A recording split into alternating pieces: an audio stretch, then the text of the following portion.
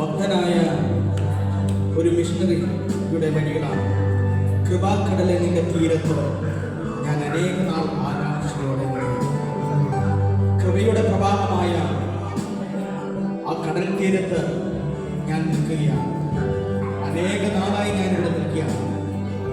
കൃപയുടെ പ്രവാഹം എൻ്റെ മേൽ കടന്നു വന്നിട്ടല്ലാതെ ഞാനിവിടുന്ന് മടങ്ങുകയില്ല എന്ന് ദൈവത്തോട് അഭയയാചനയായിട്ടാണ്.